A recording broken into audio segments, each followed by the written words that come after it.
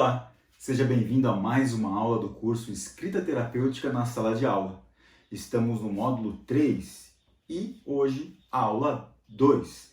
Esta aula, intitulada de Intertexto, é uma continuidade da aula 1, em que de forma intuitiva trabalhamos com o quebra-cabeça, incentivando o aluno, estimulando a ele buscar títulos de filmes, de livros, objetos, nomes e, em um texto só, colocá-los todos lá de uma forma a montá-los, conectá-los.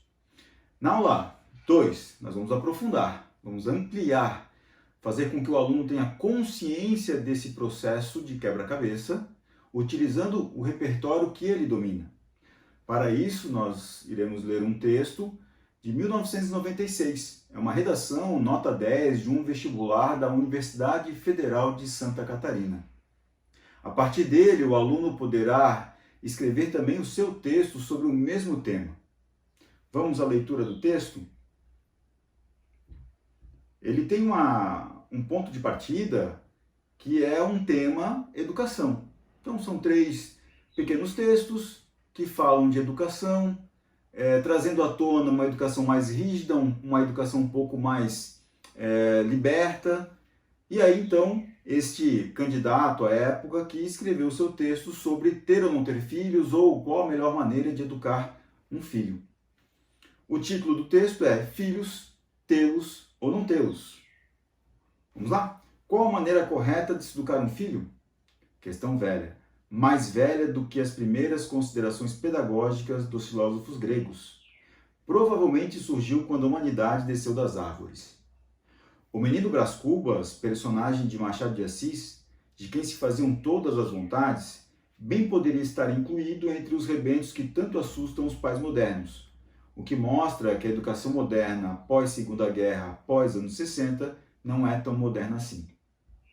Por outro lado, o jovem Graciliano Ramos tinha apenas o direito de apanhar calado, denotando que a chamada educação rígida e tradicional existe em todas as épocas. Quanto do homem adulto se deve à educação do menino e quanto se deve às tendências naturais do indivíduo? Com que minúcias o comportamento já está delineado nos genes e com que força a sociedade molda a personalidade? Não terá o homem capacidade de modificar sua maneira de agir e sua maneira de ser à medida que passa o tempo, que ele amadurece? Ou seja, o menino será mesmo o pai do homem ou apenas um irmão mais velho? Em termos práticos, a resposta para esta questão pode estar, segundo a velha sabedoria, no meio termo. Nem caraça, nem semereu. Nem a rigidez que tolhe o desenvolvimento individual, nem a liberdade que não inculque os limites do social. Mas a teoria, também segundo os antigos, na prática é outra. Como aplicar Piaget aos pequenos favelados e como fazer sentir aos alunos do Catarinense, por exemplo, o que seja fome e desesperança? Como explicar aos primeiros que o crime e a violência não fazem necessariamente parte do dia a dia e aos outros que a vida não se resume num videogame? Talvez a resposta esteja em tentar desenvolver sempre e constantemente a capacidade de pensar que toda criança tem, de pensar e analisar e questionar e compreender. Se não é melhor render-se, não ter filhos, como fez o velho amargo Brás Cubas, que não legou a ninguém a miséria de sua existência. Uma curiosidade, neste mesmo ano de 96 eu fiz o vestibular para a UFSC, para o curso de letras. E essa redação é a minha redação. Não, brincadeira. Essa redação é do João José de Maracajá Daltro.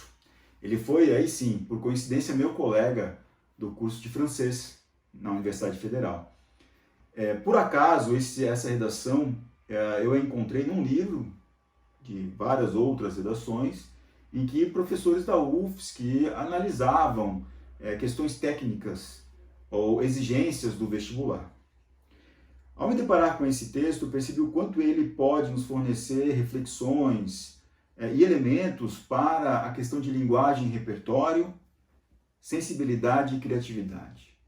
O João, este candidato, ele teve a sensibilidade para entender o tema e aí escrever sobre. Ele teve criatividade ao estruturar o texto, perceba no seu e-book, caso você esteja acompanhando por lá, que um dos parágrafos ele só apresenta perguntas. E é super ousado fazer isso num texto. Um parágrafo no meio do texto é uma dissertação, um texto de defesa de uma ideia, em que ele faz só perguntas. Então, nesse momento, você vai conversar com o seu aluno sobre isso, sobre a ousadia no texto. É claro que ele ousou porque ele tem um domínio. Só podemos quebrar as regras se nós conhecemos as regras. Além disso, o repertório dele é interessante. A forma como ele traz o intertexto, que é mencionar livros, questões históricas, sem necessariamente explicá-las. É claro que o leitor de muitas obras, de muito do que está aqui, ele vai compreender melhor. Então, algumas são mais sutis, outras um pouco mais explícitas. Então, também fazer o aluno refletir sobre isso.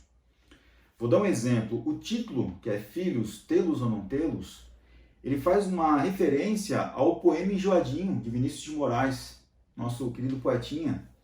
Então, perceba que o texto todo está nesse dilema de ter ou não ter filhos, de como educar, assim, assado. O poema Enjoadinho, eu vou ler só um pequeno trecho, diz o seguinte: filhos, melhor não tê-los, mas se não os temos, como sabê-los? Se não os temos, que de consulta, quanto silêncio, como os queremos? Banho de mar, diz que é um porrete, cônjuge voa, transpõe espaço, engole água, fica salgada, se odifica, depois, que boa, que morenaço que a esposa fica. Resultado? Filho. Então começa a apurrinhação. Cocô está branco, cocô está preto, bebe é maníaco, comeu botão. Filhos, melhor não tê-los, noites de insônia, cães prematuras, prantos convulsos. Meu Deus, salvai, os filhos são um demo. Melhor não tê-los. Mas se não os temos, como sabê-los? Como saber que macieza nos seus cabelos, que cheiro morno na sua carne, que gosto doce na sua boca? Chupam gilete, bebem shampoo, até um fogo no quarteirão. Porém, que coisa louca, que coisa linda que os filhos são. Aí está. Vinícius brinca com ter ou não ter filhos, com o que é bom e o que não é bom. E a proposta e o texto do João é isso, né? O ter ou não ter filhos, o como educar, os dois lados da moeda. Então perceba que no próprio título já há um intertexto e já há um indício de o que vai ser trabalhado ao longo do texto. E é nesse ponto que você conversará com o seu aluno sobre as possibilidades do intertexto, das citações, das leituras, dos filmes que ele assistiu. Tudo isso pode ser utilizado no seu texto de forma consciente, não só inconsciente. Bom, e o que mais tem esse texto para ser tão fantástico? Perceba que ele começa com uma pergunta: qual é a melhor maneira de se educar um filho?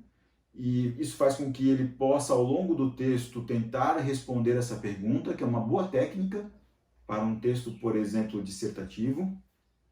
E aí ele começa brincando já no primeiro parágrafo com as considerações pedagógicas dos filósofos gregos. Sabemos que é ali que nós temos a questão da educação.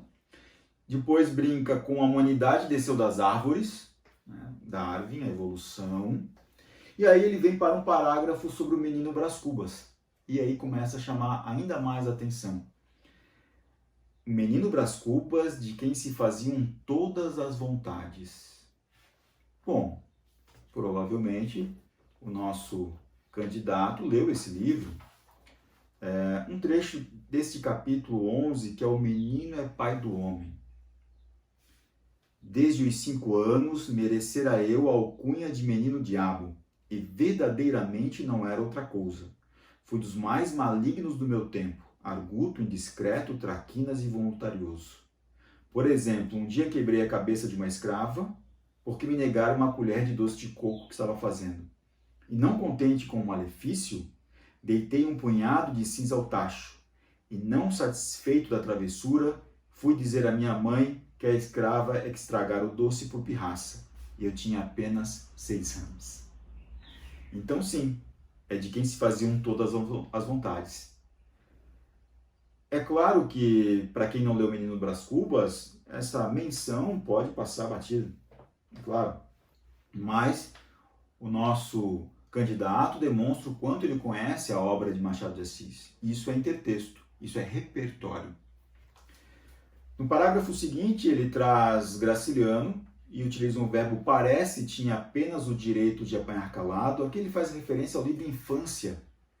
E como é narrado em primeira pessoa, tudo que se escreve em primeira pessoa é o parece.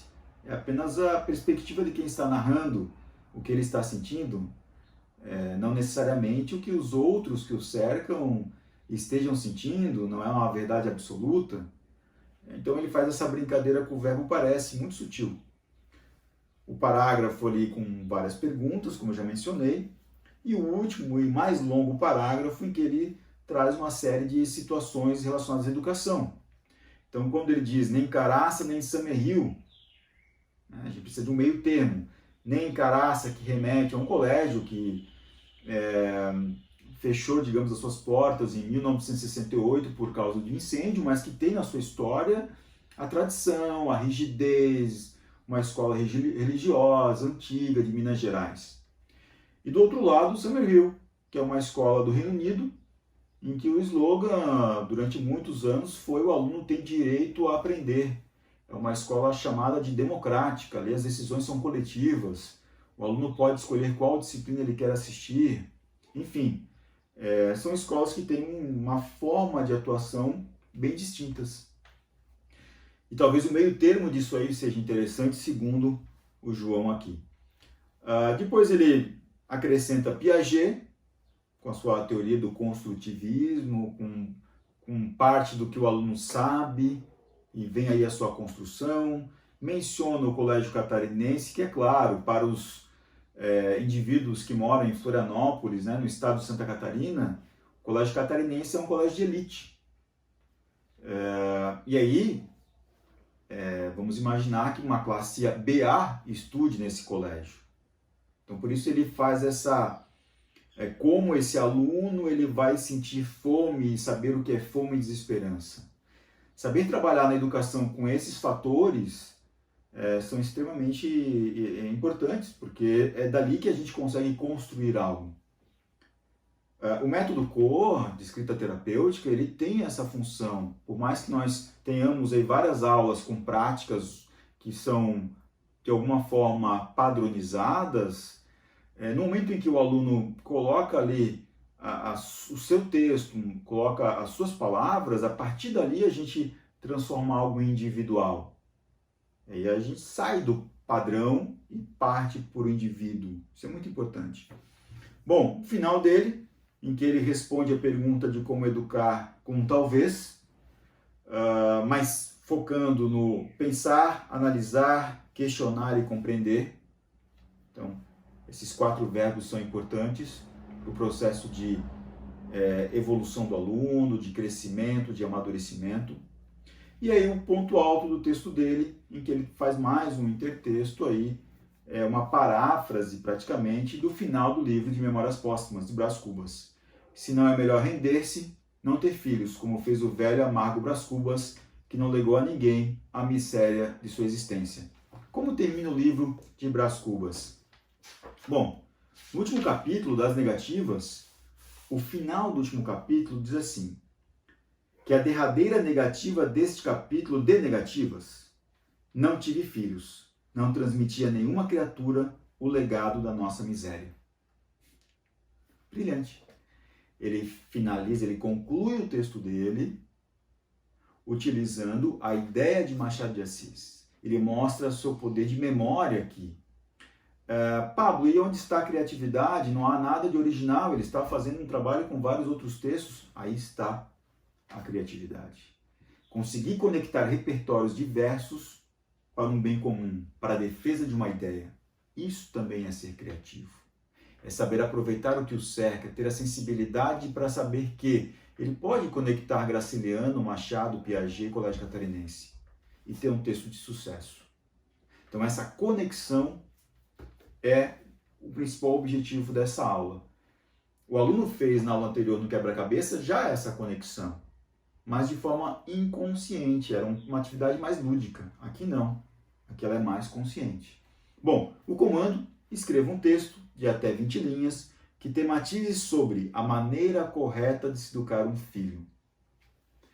Se o teu aluno é adolescente ou um jovem, É a maneira que você tem de trabalhar com ele, refletir qual é a maneira que ele gostaria de ser educado, não só na escola, como em casa, o que ele entende como prioridade no processo educacional. Então é um texto que traz realmente uma discussão madura sobre o processo, sem julgamentos, sem certo e errado, mas a percepção dele. Se o teu aluno é adulto e já pai, você também pode refletir com ele sobre o processo, como ele educa o filho, como ele foi educado pelo pai. São gerações diferentes, são contextos diferentes. Então, essas reflexões têm a ver também com o autoconhecimento, que é o ponto base aí do nosso método. Espero que esta aula tenha ajudado para a sua reflexão também, caso você seja pai ou caso você seja uma mãe.